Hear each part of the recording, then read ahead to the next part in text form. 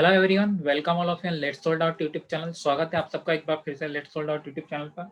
इससे पहले जो हमें सेट जो था, सेट रिलेशन फंक्शन, हमारा पूरा एक चैप्टर चल रहा है जिसमें से हम सेट कंप्लीट कर चुके थे। अब हम रिलेशन के बारे में बात करेंगे, यानी कि संबंध। ठीक है, एक चीज का दूसरी चीज से जो रिलेशन होता है उसे हम क्या कहेंगे? संबंध कहेंगे।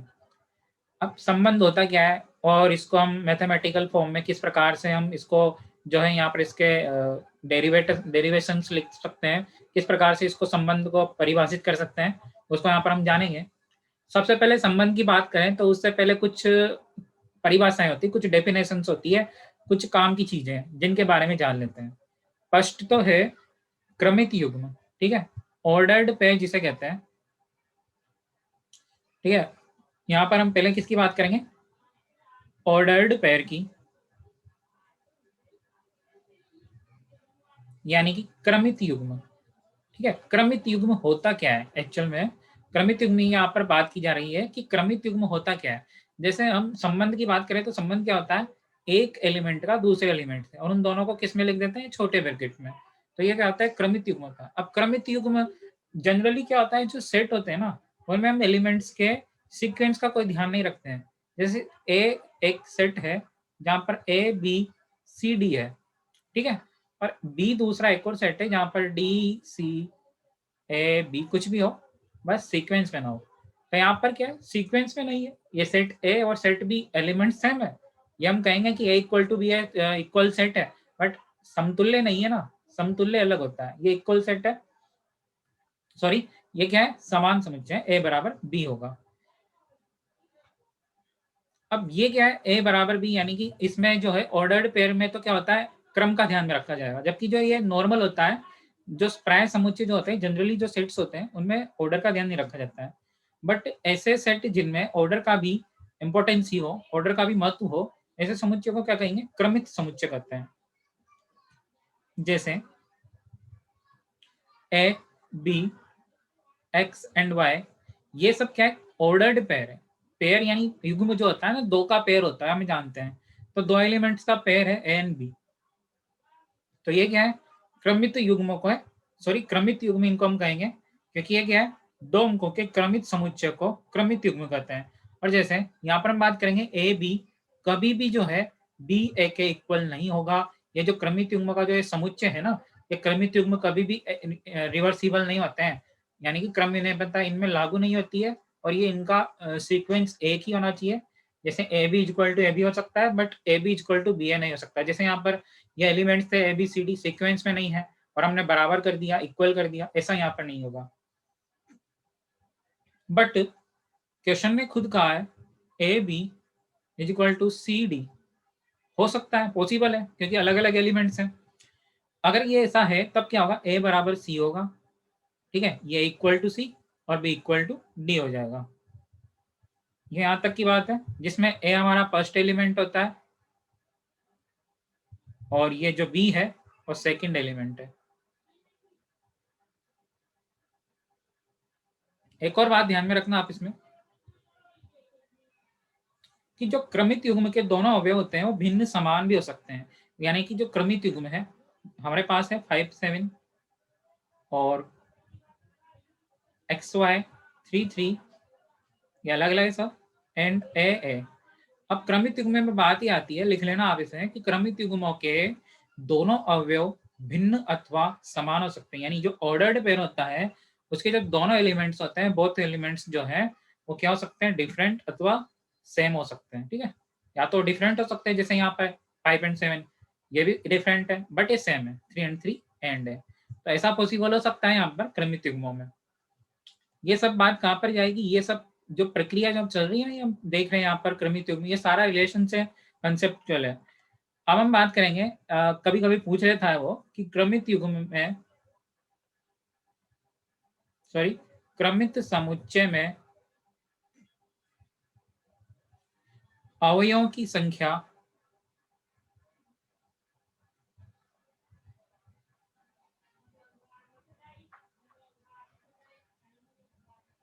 n, ठीक है, n होता है। अब क्रमित युग्म में अवयव कितने भी हो सकते हैं? a1 a2 an, ठीक है, n एलिमेंट्स हो सकते हैं, इनको कहते हैं क्रमित n tuple. Ordered n tuple इसको कहते हैं, ठीक है, ऑर्डर्ड एन ट्यूपल, ठीक है, ये वर्ड ध्यान में रखना। अगर वो पूछ ले कि क्रमित समुच्चय में अवयवों की संख्या को क्या कहा जाता है, तो ऑर्डर्ड एन ट्यूपल इसको कहा जाता है। अब हम बात करेंगे दो समुच्चयों का कार्तीय गुणन, ठीक है,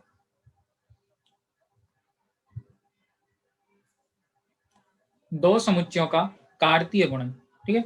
अब दो समुच्चयों का कार्तीय गुणन क्या होता है, इससे पहले हमने क्या पढ़ा, ये क्रमित युग्म देखा। क्रमित युग्म के बारे में हम समझ चुके हैं कि क्रमित युग्म में क्या होता है कि जो यहाँ पर एलिमेंट्स होते हैं उनको हम वहां पर इनका सीक्वेंस का इंपॉर्टेंस होती है, सीक्वेंस जरूरी होता है। अब आता है Cartesian product of two sets,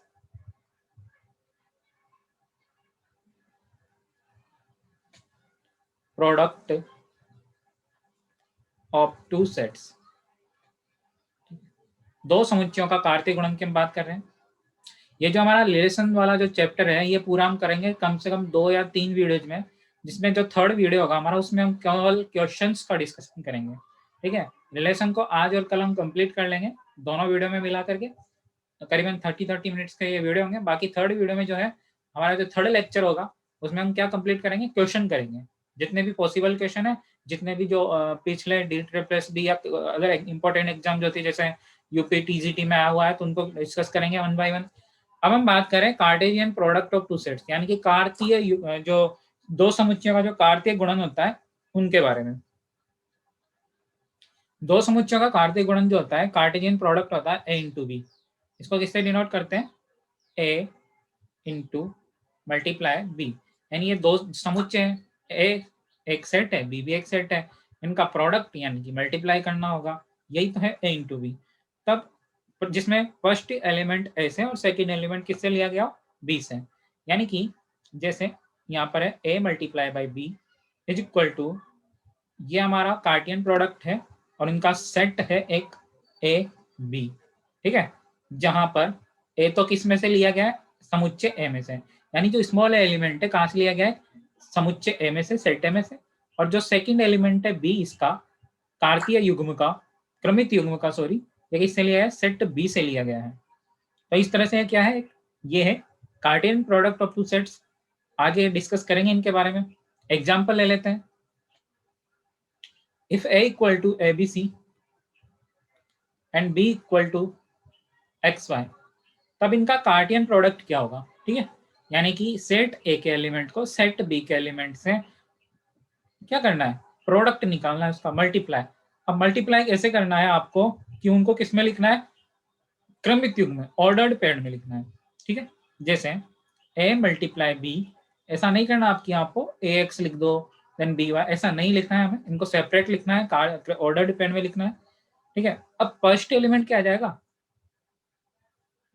A multiply x, यानी ए कोमा एक्स, एंड सेकंड है बी कोमा सॉरी ए कोमा वाई, पहले ए वाला कर लेते हैं, फिर इसी तरह बी कोमा एक्स और B comma Y, C comma x और सी कोमा वाई। तो ये क्या है, कार्टेन प्रोडक्ट है दो समुच्चयों का। इस तरह से इनका हम प्रोडक्ट निकाल सकते हैं, जिसमें फर्स्ट एलिमेंट को इनके सारे एलिमेंट्स हैं, इसी प्रकार इसके फर्स्ट को इनके सारे एलिमेंट्स हैं, वन बाय वन मल्टीप्लाई या इसका प्रोडक्ट निकालना होता है। इसमें एक और बात आपको ध्यान में रखनी है, वो ये है कि यदि इफ ए इक्वल टू 5 हो, यानी जो ए समुच्चय है वो क्या है, नल सेट है, ठीक है, और बी भी क्या है, एक नल सेट है, तो दोनों का जो कार्टियन प्रोडक्ट होगा वो भी क्या होगा, एक नल सेट होगा। हमें पता है यहाँ पर भी कोई एलिमेंट नहीं है, यहाँ पर भी नहीं है इस समुच्चय में, तब दोनों के जो कार्टियन प्रोडक्ट होगा उसमें भी कोई एलिमेंट नहीं होगा, श्योर है। एक और इंपॉर्टेंट पॉइंट है वो ये है, यदि सेट ए में अवयवों की संख्या number of elements in a is equal to m है, और बी में number of elements in b, जो अवयव एलिमेंट्स है अवयव है उसके समुच्चय के, वो कितना है, एन है, तब ए मल्टीप्लाई बी, यानी ए और बी के जो कार्टियन प्रोडक्ट होगा उसमें कितने एलिमेंट्स होंगे, एम इंटू एन, जैसा अभी हमने इससे पहले किया था ना, वो डायरेक्ट कह रहे ए इक्वल टू अगर 1 2 3 है, ये ऐसा ले लिया था हमने, और एक और था बी इक्वल टू, शायद यहाँ ए बी सी था, कुछ भी ले लो, और यहाँ था एक्स वाई, ये सेट है। अब इन दोनों का कार्टेशियन प्रोडक्ट में कितने एलिमेंट्स बनेंगे ये हमने निकाल लिया था 1 बाय 1। तो कितने थे वहां पे प्रोडक्ट्स, वहां पे थे 3 × 2 6 एलिमेंट्स, सॉरी 6 क्या थे वहां पे, a इंटू बी के एलिमेंट्स थे जो हमने निकाले थे 1 बाय 1। जैसे 1x, दूसरा 1y, तीसरा 2x, फिर 2 का y से है, फिर 3 का x है, 3 का y से, इस तरह से निकाला था हमने उसका कार्टेशियन प्रोडक्ट। ठीक है, तो जनरली इनका जो सेट होता है वो a इंटू बी का, यानी कि इनका कार्टेशियन प्रोडक्ट का जो सेट होता है, और इसमें एलिमेंट कितने होते हैं, m मल्टीप्लाई बाय n। ठीक है, ध्यान में रखना है। जैसे एक और आपको अगर दे रखा हो, ये तो हमने बात करी थी नल सेट की इससे पहले। अब ए और जो बी है सेट, इनमें से कोई भी एक क्या हो, इनफाइनाइट सेट हो। क्या हो, इनमें से कोई भी एक इनफाइनाइट सेट हो, या तो दोनों हो, ठीक है, या दोनों में से कोई एक हो। तब क्या होगा, जनरली दोनों तो नहीं होंगे, ठीक है। अरिक्त समुच्चय दोनों क्या है, इनफाइनाइट सेट हो। इनफाइनाइट सेट होने का मतलब क्या है, नॉन एम्प्टी सेट है, ये नल सेट नहीं है, ठीक है, नॉट इक्वल टू 5 है। तब इनफाइनाइट सेट है, इनमें से कोई भी एक, तो इनका जो प्रोडक्ट होगा ए इंटू बी, वो भी क्या होगा, एक इनफाइनाइट सेट होगा। ध्यान में रखना, वो भी क्या होगा, एक इनफाइनाइट सेट होगा, क्योंकि हमें पता है अगर यहाँ तक 1 2 है फर्स्ट में एम ए सेट में एलिमेंट्स, और बी में है आपके a b dash dash dash infinite, तब हम क्या करेंगे, इनको काउंट थोड़ी ना कर सकते हैं। इसमें नंबर ऑफ एलिमेंट्स 2 है, इसमें इनफाइनाइट है, तो ये तो पूरा इनका प्रोडक्ट क्या होगा, इनफाइनाइट ही होगा, हम काउंट नहीं कर सकते इसको, तो ये इनफाइनाइट सेट बोल इसको कहा जाता है। अब हम सीधा आ जाते हैं रिलेशन पे, जो मेन पार्ट है इसका।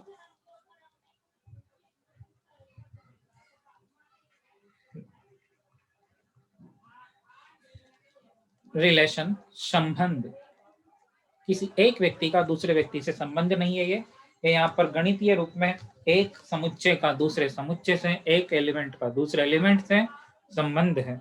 जैसे जनरली इसको हम लिख लेते हैं आर इक्वल टू, रिलेशन को आर से रिप्रेजेंट करेंगे, और यहाँ पर इसका वही सेट बिल्डर फॉर्म में एक्स वाई, ठीक है, दो एलिमेंट्स हैं जहां एक्स बिलोंग करता है ए में और वाई बिलोंग करता है बी में। ओके, और पी एक्स वाई, ये क्या है, प्रोडक्ट, ये इनका कार्तीय युग्म में एक्स वाई, और एक्स वाई क्या है, जहां पर एक्स तो बिलोंग करे ए में और वाई बिलोंग करे बी में। मतलब है, समझो आप, ये दो सेट है जिसमें एक्स इधर है वाई इधर है। अब एक्स के रूप में बहुत सारे एलिमेंट है, वाई में भी है, तो ए से बी पर यहाँ पर जो रिलेशन होगा हमारा सेट ई से सेट बी पर, वो क्या होगा, इनका ऑर्डर्ड पेयर होगा, क्रमित युग्म होगा ए इंटू बी। ठीक है, यही तो होगा। अब ये जरूरी है कि संबंध आर के जो इसके अधीन जो समुच्चय होते हैं, एक ही अवयव, एक का संबंध बी के अवयव से है। यहाँ पर हमें बता सकते हैं कि जो यहाँ पर x का रिलेशन किससे, y से है, तभी तो हमने यहाँ पर क्या लिखा, एक्स वाई। ए इंटू बी का मतलब क्या है, ए इंटू बी का मतलब यही है कि अगर ये अगर सही है तब क्या होगा, ए रिलेशन टू बी, ए का संबंध है बी से, या इसको ऐसे भी लिख सकते हो आप, a b belongs to R. ठीक है, अगर ये ऐसा पॉसिबल नहीं होगा तो क्या लिखेंगे, ए का रिलेशन नहीं है बी से, क्रॉस कर देना, या a b not belongs to R. ठीक है, ये रिलेशन है इनका, सेट बिल्डर फॉर्म में इसको हम लिख सकते हैं।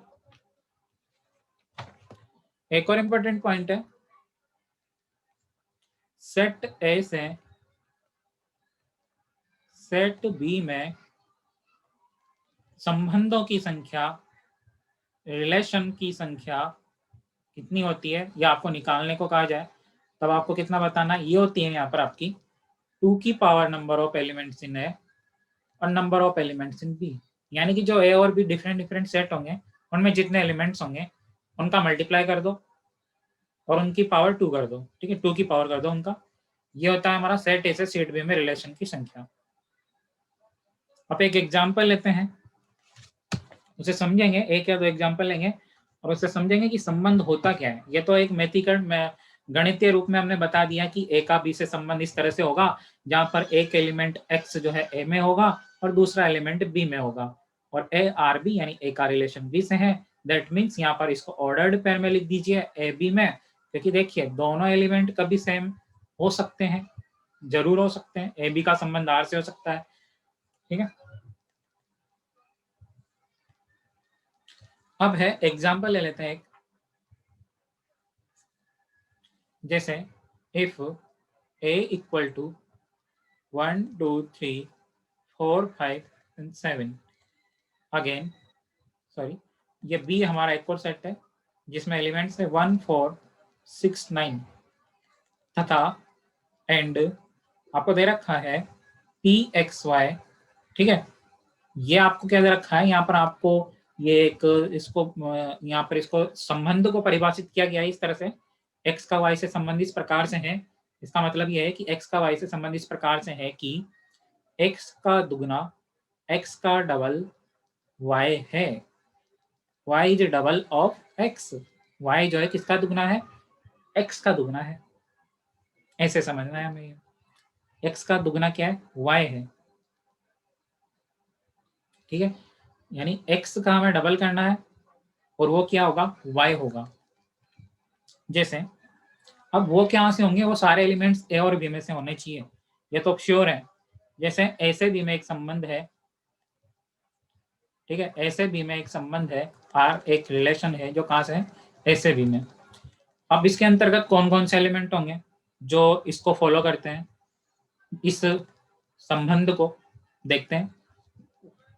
समुच्चय में अवयव एक, क्या इनमें से किसी, इसका डबल हमें यहाँ पर मिल रहा है, x का डबल y में, y कहाँ से लेना हमें, जहां पर x बिलोंग्स टू a, ये और लिख लेते हैं, और y बिलोंग्स टू b है, ठीक है। अब क्लियर हो जाएगा।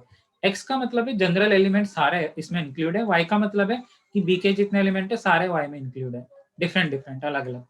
तो अब x कहाँ से लेना हमें, a से। जैसे हम 1 लेते हैं, अब 1 का डबल होना चाहिए 2, क्या 2 यहाँ पर आपका इसमें यहाँ b में है, एग्जिट है, इसमें विद्यमान है, नहीं है, यानी कि 1 का जो रिलेशन है 2 से क्या होगा, नहीं होगा, ठीक है। 1 का रिलेशन 2 से नहीं होगा।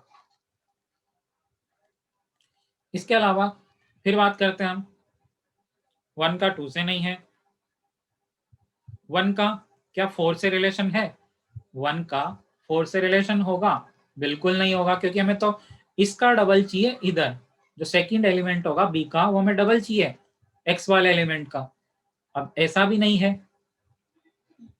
फिर से देखते हैं, क्या 1 का 1 जो है इसका 6 इसमें एग्जिट करेगा रिलेशन में, नहीं करेगा, क्योंकि हमें डबल चाहिए था रिलेशन में एलिमेंट जो नहीं है। तो कौन कौन से हैं वही देख लेते हैं एक बार। एक तो 2 है ए में, 2 belongs to a, 4 belongs to b, and ये जो फॉलो करता है किसको, इस रिलेशन को, एक्स का डबल है वाई, ठीक है। तो 2 जो एक्स है, मान लीजिए एक्स एक एलिमेंट है 2 जो किसका डबल है, सॉरी एक्स का डबल क्या है, वाई है, क्या 4 है। तो ये तो किसमें एग्जिट करता है, रिलेशन आर में, तो बिलोंग्स टू होगा आर। या फिर इसको ऐसे भी लिख सकते हो आप, 2 का रिलेशन है 4 से। एक और चेक कर लेते हैं, 2 का 4 से, इसी तरह 3 का 6 से होगा, इधर वाला एलिमेंट 3 है और इधर से बी में 6 है, हमें पता है 3 का डबल 6 होता है, ये किस में बिलोंग करेगा, रिलेशन में, यानी कि 3 का रिलेशन है आर से, सॉरी 4 से इसका रिलेशन है। ये जनरली दो ही एलिमेंट होंगे, दो ही यहाँ पर ऑर्डर्ड पेयर होंगे जो इस रिलेशन में एग्जिट करेंगे, विद्यमान होंगे। तो यहाँ पर इसका रिलेशन, इसको हम क्या लिख सकते हैं, आर बराबर क्या आ चुका है, 2 4 एंड 3 6। इसके अलावा कोई और जितने भी एलिमेंट्स जो ऑर्डर्ड पेयर होंगे वो रिलेशन में एग्जिट नहीं करेंगे, विद्यमान नहीं होंगे, क्योंकि हमें पता है 2 4 और 3 6। इसके अलावा कोई सा भी संबंध यहाँ पर इसको फॉलो नहीं कर रहा है जब वो एक्स का डबल वाई हो। ये तो हमारा एक एग्जाम्पल हो गया। इसके अलावा एक और ले लेते हैं।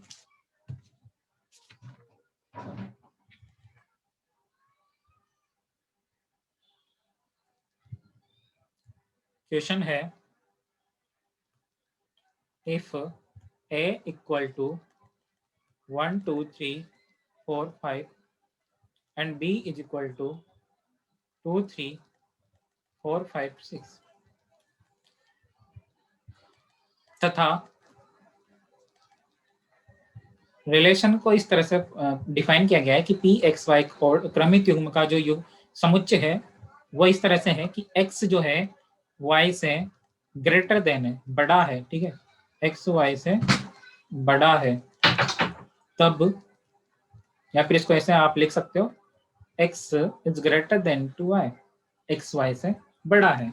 यानी कि एक एलिमेंट कोई सा भी ले लो x में से जो ग्रेटर देन होना चाहिए y के किसी एक एलिमेंट से, या ज्यादा से भी हो सकता है। ठीक है, ऐसा कोई कंपलसरी नहीं है कि एक ही एलिमेंट से वो ग्रेटर देन हो। अब हम देखते हैं यहाँ पर r इसका रिलेशन किस तरह से इसका होगा। r इक्वल टू क्या होगा, r होगा यहाँ पर आपका एक्स वाई। ठीक है, ये तो जरूर लिखना है आपको, क्योंकि हमेशा संबंध में दो क्रमिक युग्मों का ही एक समुच्चय क्या कहलाता है, संबंध कहलाता है। या फिर उसका कार्टियन जो कार्तीय युग्म कार्तीय गुणन था, कार्टिनल प्रोडक्ट, वो था n/b एक्स वाई, जहां x belongs to a and y belongs to b। Okay, and जो p एक्स वाई है वो क्या है, a से b में एक संबंध है जहां पर x ग्रेटर देन y है। तो निकाल लेते हैं एक एक।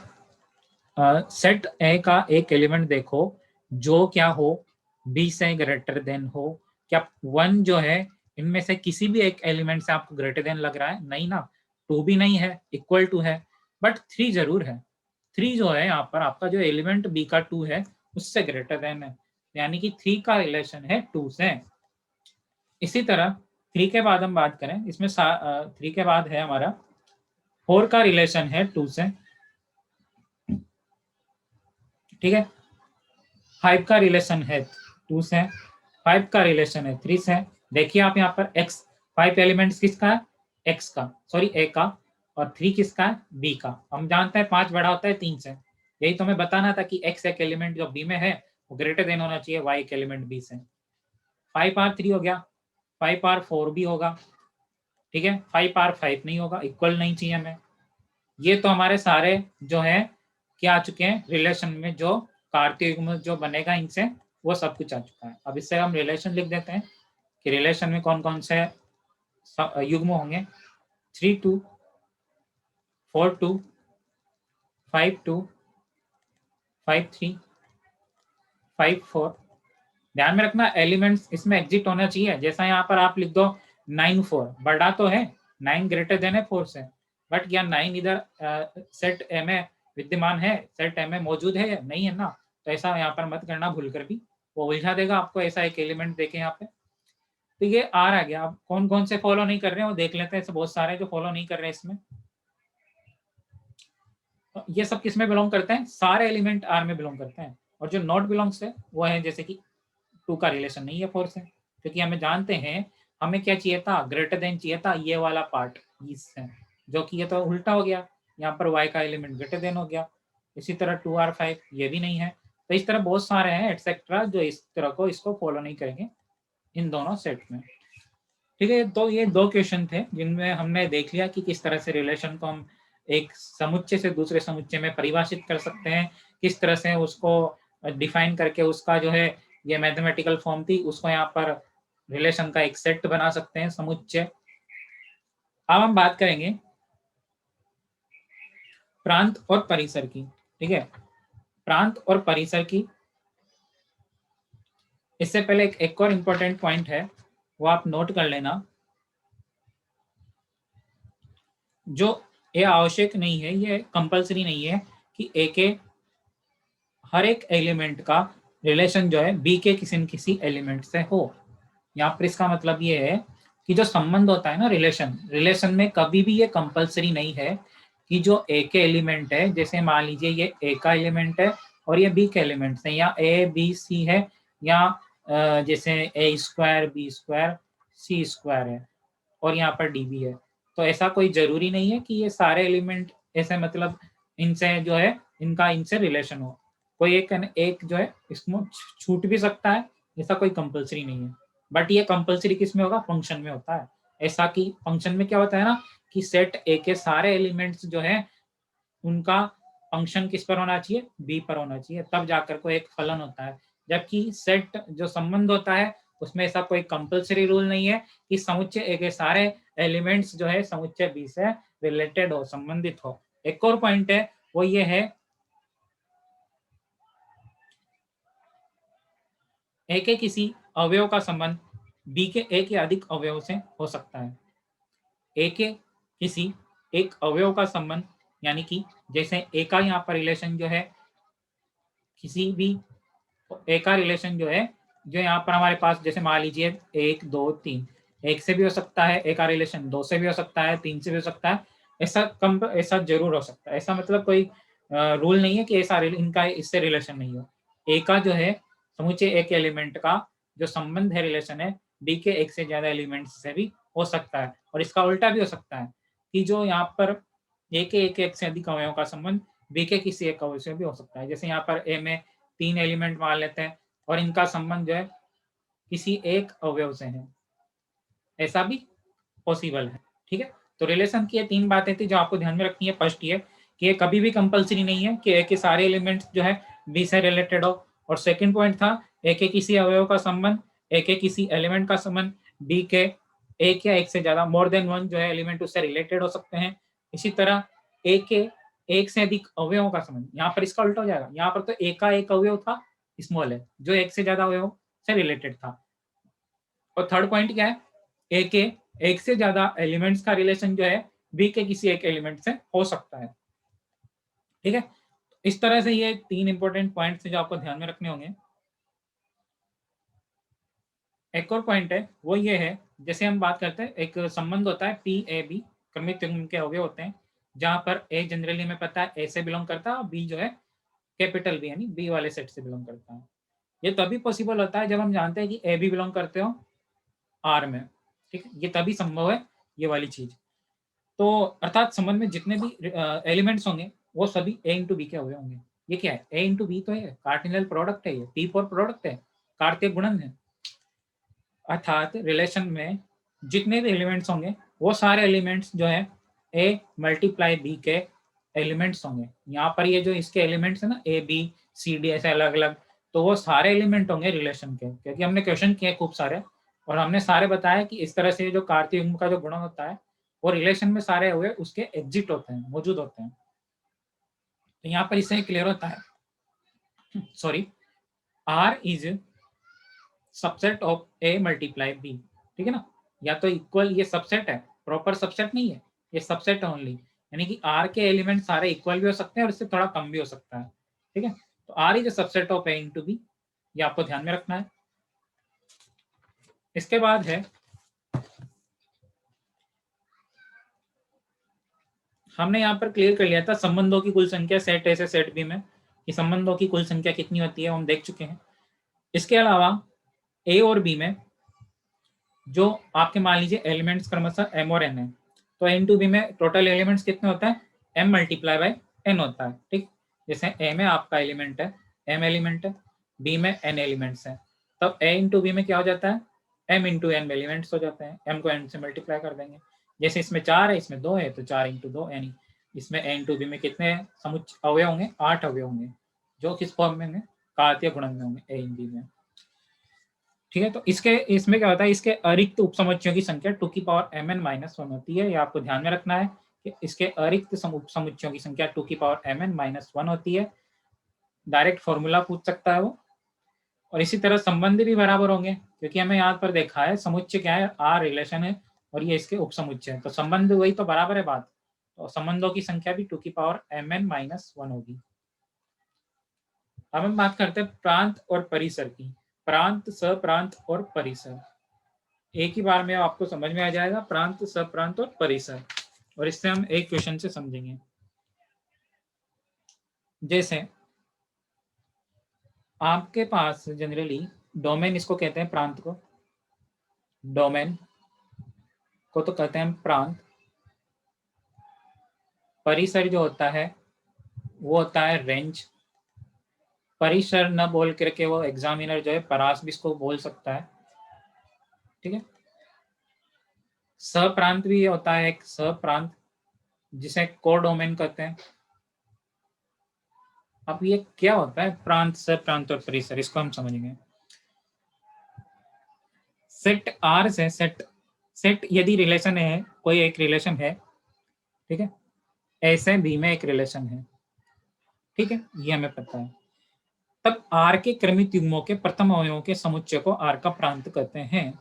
ठीक है, अब प्रांत में क्या होता है कि जैसे यहाँ पर ये सेट ए और ये सेट बी है, ए बी सी डी, 1 2 3 4, ठीक है। अब ये इसका रिलेशन इससे हो गया, इसका इससे हो गया, इसका इससे हो गया। अब एक एलिमेंट छूट गया ना, ये प्रांत में शामिल नहीं होगा। प्रांत में सिर्फ वही एलिमेंट शामिल होंगे जिनका हम एक एक एक के वही एलिमेंट शामिल होंगे जिनका हम रिलेशन बता रहे हैं बी के किसी एक एलिमेंट से या एक से ज्यादा एलिमेंट्स से, ठीक है। ध्यान में रखना है बात। प्रांत में वो कौन सा अवयव शामिल होगा जिसका हम संबंध बता रहे हैं ए इसका बी से। यानी कि जनरली हम क्या जानते हैं, संबंध कैसे डिफाइन करते हैं, ए बी सी डी, ये होता है ना क्रमित युग्म, यानी ए का बी से संबंध, सी का डी से। तो इसके जो फर्स्ट एलिमेंट होते हैं, ध्यान में रखना, सिर्फ फर्स्ट एलिमेंट को ही आप अलग निकाल लीजिए इनमें से, वो क्या होंगे आपके प्रांत होगा। ये क्या होगा, ये प्रांत, इसको कहते हैं डोमेन होता है। ये क्या होता है हमारा, इसका डोमेन होता है, ठीक है। और यहाँ पर जो इनसे इसका रिलेशन है, जिन एलिमेंट्स के, ए के एलिमेंट्स का बी के जितने एलिमेंट्स से रिलेशन है, वो सब क्या होंगे, डोमेन होंगे। यहाँ पर क्या आएगा, ए सी, और ये आ जाएगा बी और डी। ये क्या ये हो जाएगा हमारा रेंज होगा, सॉरी परिसर होता है ये, जिसको हम कहते हैं रेंज। बट ध्यान में रखना एक और चीज कि जो यहाँ पर आपको दे रखा है 1 2 3 4, अब एक एलिमेंट एक्स्ट्रा था, उसका हमने किसी से रिलेशन नहीं बताया।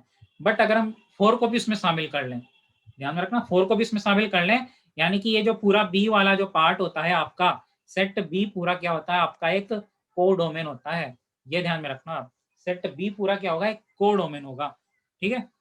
ये आपका भी क्वेश्चन से क्लियर हो जाएगा क्या किया है और क्या नहीं है। जैसे पूरा इसको रब कर देते हैं, रिलेशन हमने देख लिया, ठीक है। दो एलिमेंट्स थे आर में, आर था रिलेशन ए से बी में, और जनरली ए बी कोई दो एलिमेंट मान लेते हैं, ठीक है। अब डोमेन तो क्या होता है, डोमेन है जो होता है वो ए, फर्स्ट एलिमेंट ले लेते हैं उनमें से, और जब ए बी क्या हो, बिलोंग्स टू आर हो, यानी ए बी किस में हो, आर में बिलोंग करते हो। और इसकी रेंज क्या होती है, रिलेशन की रेंज होती है, सेकंड एलिमेंट्स ले लेते हैं, यानी जिनका जिससे संबंध है उनमें से उनके उन एलिमेंट्स को अलग करके लिख लो, वो क्या होंगे, हमारा रेंज होगी। तब जब क्या हो, जब a b belongs to R हो। तो ये तो हो गया हमारी बात यहाँ पर प्रांत और परिसर की। अब जो आर का जो डोमेन होता है ना, वो ए का सबसेट होता है। आर का डोमेन जो होता है, आर का जो प्रांत होता है, डोमेन ऑफ आर जो होता है, वो क्या होता है, सबसेट ऑफ ए होता है। यही तो होता है, अभी हमने क्लियर किया था कि जरूरी नहीं है कि ए के सारे एलिमेंट जो है बी के सारे एलिमेंट से रिलेटेड हो, ए के कुछ एलिमेंट छूट भी सकते हैं, और जो छूट गए उनको हटा दो, और जिनका रिलेशन है उनको लिख दो, सही है ना। तो ए में सारे एलिमेंट है, उनमें से हमने कुछ एलिमेंट का रिलेशन बताया, और वो कुछ ही एलिमेंट क्या होते हैं, डोमेन होते हैं। तो श्योर है कि ये उप समुच्चय होगा इसका, जो इसमें संबंधित है ए के। इसी तरह बी का उप समुच्चय, आर का जो रेंज होती है, आर की रेंज जो होती है वो क्या होगी, सबसेट ऑफ बी होगी। हमें पता है कि बी के सारे एलिमेंट से इसका रिलेशन नहीं है, डेट मीन यहाँ पर एक ना एक एलिमेंट छूट रहा है, तो उसको हटा दो और जिनसे रिलेशन है उनको लिख दो। तो वो क्या होती है, आपकी रेंज होती है। और रेंज किस में इंक्लूड है, बी में इंक्लूड है, बी से सबसेट है, बी का एक उपसमुच्चय है। और सप्रांत क्या होता है, सप्रांत होता है कि जो आपका रेंज है ना, ये एक जो है सप्रांत की भी उपसमुच्चय होती है, ठीक है ना। जो कोर डोमेन होता है वो भी आपका जो है सबसेट ऑफ बी हो, सॉरी एक सेकेंड, जो बी की संबंध आर का सप्रांत करते हैं, ठीक है। तो परिसर आपका जो होगा, रेंज जो होगी वो भी क्या होगी, सबसेट होगी कोर डोमेन की। हमने बात की थी कोर डोमेन में, यहाँ पर कोर डोमेन का मतलब यही होता है इक्वल टू बी है, not less than, not greater than, greater than तो होगा ही नहीं इससे, ठीक है। तो कोर डोमेन के जितने भी एलिमेंट्स हैं वो सारे किसके एलिमेंट है, बी के एलिमेंट है। इसका मतलब समझो कि समुच्चय बी पूरा क्या होता है, सप्रांत होता है, ठीक है। अब सप्रांत होता है, बट रेंज क्या होती है, वही होती है बी के उन एलिमेंट्स का सीक्वेंस होता है, बी के उन एलिमेंट्स का समुच्चय होता है जो क्या है, परिसर में काउंट होते हैं, ठीक है। तो इस तरह से इसका भी सबसेट होता है। ये तीन चार चीजें आपको ध्यान में रखनी है। अब सीधा आ जाते हैं हम एक क्वेश्चन पर, जिससे आज का ये पूरा लेक्चर खत्म होता है हमारा। फिर कल टाइप ऑफ रिलेशन पढ़ेंगे। जैसे क्वेश्चन है a is equal to 1 2 3 4 5 and b is equal to 2 4 6 8 10 and relation है इस तरह से कि a b where a belongs to a, ये तो जनरल है, सबको पता है कि b बिलोंग्स टू b होगा। अब इसने रिलेशन इस तरह से दिया है कि a b का जो है क्या है, डिविजिबल है, भाजक है, a b का भाजक है, ठीक है। a क्या है, b का एक भाजक है, ठीक है ना। ये हमें करना है, यानी कि जो b का जो एलिमेंट है वो a से डिविजिबल है, ये समझ लो आप, सीधी सी बात, भाजक का मतलब। अब रिलेशन निकाल लेते हैं। पहले तो रिलेशन में कौन कौन से एलिमेंट होंगे, कौन कौन से इसमें ऑर्डर्ड पेयर होंगे। फर्स्ट तो क्या होगा, 1 एंड 2, हमें पता है 1 इज डिविजिबल 2 है, सही है। इसी तरह 1 इज डिविजिबल 4 है, 1 इज डिविजिबल 6, 1 का तो लगभग सभी में डिविजिबल होगा, ठीक है, 1 10। बट 2 की हम बात करें, 2 इज डिविजिबल 2 है जरूर। इसी तरह 2 is divisible 4, 2 is divisible 6, 2 is divisible 8 and 2 is divisible 10। But अब 3 की बात करें, 3 क्या, 2, 3 2 से डिविजिबल होता है, तो ये इसमें एग्जिस्ट नहीं करेगा आर में। या आप ध्यान में रखना ये बात कि ये आर में नहीं होगा। इसको हटा देते हैं यहां से। अब कौन सा एलिमेंट ले लेते हैं इसकी जगह, तो 2, 2 का जो है यहाँ पर किससे, सॉरी 3 का हमने किससे रिलेशन नहीं बताया, 2 से। और 4 से भी डिविजिबल नहीं होगा, यानी b बाई ए, ये समझो आप तो कि जो b के एलिमेंट्स हैं वो a के एलिमेंट उनमें डिवाइड करता हो b के एलिमेंट्स को। क्या 3 4 को डिवाइड करता है, बिल्कुल नहीं करता है। पॉइंट्स में आएगा, हमें पूरा कंप्लीटली डिविजिबल चाहिए, पूर्णतः भाज्य, ठीक है। 3 4 हटा दो, 2 10 के बाद क्या आएगा, 3 4 हट गया, 3 6 जरूर होगा, क्योंकि 6 में 2 टाइम डिविजिबल होता है 3 से। 3 8 भी नहीं होगा और 3 10 भी नहीं होगा। अब आ जाते हैं सीधे हम 4 पे। क्या 4 2 डिविजिबल है, 2 डिविजिबल है 4 बाई 4, नहीं है। 4 4 डिविजिबल जरूर होगा। इसी तरह 4 8 भी होगा और 4 10 नहीं होगा। और 5 का तो सिर्फ क्या होगा, 10 ही होगा, बाकी ये सारे एलिमेंट 8 तक के इससे नॉट डिविजिबल होंगे। अब मैंने क्या बताया था आपको, संबंधों की संख्या, नंबर ऑफ रिलेशन। फर्स्ट चीज तो हम निकाल लेते हैं कि नंबर ऑफ रिलेशन क्या है, ठीक है। फर्स्ट बात ये है आपकी, वो क्या होती है, 2 की power number of elements in a and number of elements in b. अब आप क्या होता है ना कि वो कई एलिमेंट दे दे इसमें, जैसे इसमें 10 दे दे, इसमें 20 दे दे, वो इसमें 1000 दे दे, इसमें 2000 दे दे, वो कहते हैं आपको बताना है इसमें संबंधों की संख्या कितनी है। तब क्या आप उनके ऐसे रिलेशन निकालने बैठोगे एग्जाम में, यहाँ पर इतना आपका टाइम नहीं है। आपको सिर्फ एक 36 सेकंड का टाइम होता है वहां पर करने के लिए। 36 सेकंड में आपको एक क्वेश्चन करना है, तो इसलिए वही क्वेश्चन अटेम्प्ट करना जो आपको आता हो, क्योंकि ये डी ट्रिपल एस भी है, यहाँ पर जो कट ऑफ कभी भी जो है 50% से ऊपर नहीं गई है, या आप ध्यान में रखना। टीजीटी मैथ्स की मैं बात कर रहा हूँ। तो नंबर ऑफ रिलेशन हम डायरेक्ट निकाल सकते हैं, चाहे तो आप इनको गिन लो और प्रूव भी हो जाएगा। 1 2 3 4 5 6 7 8 9 10 11 12 13 एंड 14, ठीक है। और यहाँ पर कितना है, 14, यानी कि 1 2 3 4 5 6 7 8 9 10 11 12 13 14। अब इसमें कितने एलिमेंट्स हैं, 5 है, और इसमें 5 है, ठीक है।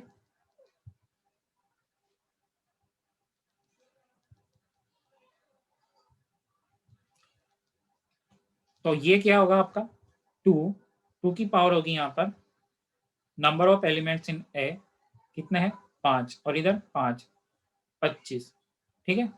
2 की पावर 25 जो है रिलेशन यहाँ पर पॉसिबल होंगे। वो कब होंगे, वो जब ऐसी सिचुएशन देगा तब तो यही होगा। बट अगर वो डायरेक्टली कह दिया आपसे कि ए के बी में संबंधों की संख्या कितनी है, तब जाकर के ये हमारा आंसर होगा। ये इस केस में नहीं है, यहाँ पर उसने खुद कह दिया रिलेशन इस तरह से है, तब आपके ये सारे, ये जो यहाँ पर हम निकालेंगे नंबर ऑफ रिलेशन, वो इस तरह इस क्वेश्चन के नहीं है, वो जनरल है। वो डायरेक्ट आपको बता दे कि नंबर ऑफ एलिमेंट्स इन है, number of elements in b, that is 5 × 5 2 की पावर 25, ये इतने रिलेशन होते हैं। रिलेशन क्या है, ए का प्रत्येक एलिमेंट बी के एलिमेंट से जरूरी नहीं है रिलेटेड हो भी सकता है, ऐसा कोई कंपलसरी नहीं है। और एक के दो एलिमेंट जो है बी के किसी एक एलिमेंट से, दो या दो से ज्यादा, और एक का एक एलिमेंट बी के दो या दो से ज्यादा एलिमेंट से भी रिलेटेड हो सकता है। तो अब यहाँ पर मेन हम बात करेंगे डोमेन की, प्रांत की। तो प्रांत क्या होगा? प्रांत होगा वही वो सारे एलिमेंट्स जो इन ऑर्डर्ड पेयर्स के रिलेशन में, जो जितने भी ऑर्डर्ड पेयर है उनके क्या हो, फर्स्ट एलिमेंट है। अब फर्स्ट एलिमेंट 1, वापस 1, 1 के अलावा 2, 2 के बाद है 3, 4 एंड 5, यानी कि 1 2 3 4 5। इसका मतलब तो ये हुआ सारे एलिमेंट ए के जो है किसमें इंक्लूड हो गए? डोमेन में। मैंने कहा था आपसे कि सारे एलिमेंट भी रिलेटेड हो सकते हैं और कोई कंपलसरी नहीं है सारे हो, एक आध एक छूट भी सकता है, जिसमें मान लेते हैं आपके 4 ही एलिमेंट यहाँ पर रिलेटेड होते हैं बी से। तो डोमेन आपका क्या चुका है? 1 2 3 4 5 क्रमित युग्मों के प्रथम एलिमेंट को ही, फर्स्ट एलिमेंट को ही क्या कहा जाता है? डोमेन कहा जाता है। और रेंज हम निकाल लेते हैं। रेंज क्या होगी? Second element of ordered pairs, 2 4 6 8 10। ठीक है, 2 4 6 8 10 यही है। ये भी किसके इक्वल है? ये भी बी के इक्वल है। इस तरह से यहाँ पर आपका ये डोमेन और रेंज बराबर आ चुकी है। अगर को डोमेन की बात की जाए तो को डोमेन भी यही है, बी इक्वल है, क्योंकि हमें पता है सारे एलिमेंट जो बी के होते हैं वही को डोमेन होता है। को डोमेन तो आप बिना देखे लिख दो। को डोमेन वो सप्रांत पूछे ना, तो जिससे संबंध बताया जा रहा है, जिस समुच्चय से, उन सारे एलिमेंट्स को लिख दो। 2 4 6 8 10 वो सारे आपके सप्रांत में होते हैं। ठीक है, तो आज के लिए इतना ही। मिलते हैं नेक्स्ट लेक्चर में, जिसमें हम कंप्लीट कर देंगे इस रिलेशन वाले पार्ट को। और अगले लेक्चर में, लास्ट लेक्चर होगा रिलेशन का थर्ड, जिसमें कवर करेंगे कुछ इंपॉर्टेंट क्वेश्चन को। तो अगर आज से जो है हमारे चैनल पर जो है एंशिएंट हिस्ट्री, प्राचीन इतिहास का जो है लेक्चर नंबर 1 अपलोड हो चुका है, तो जरूर उसको आप जा करके देखिए। और जो आपके जितने भी कॉन्सेप्ट है सारे क्लियर हो जाएंगे। DSSS एग्जाम की पूरी यहाँ पर आपकी तैयारी करवाई जा रही है। Thank you. Stay home, stay safe. Please like, share and subscribe. Let's solve doubts, where we solve all the queries related to teachers' courses.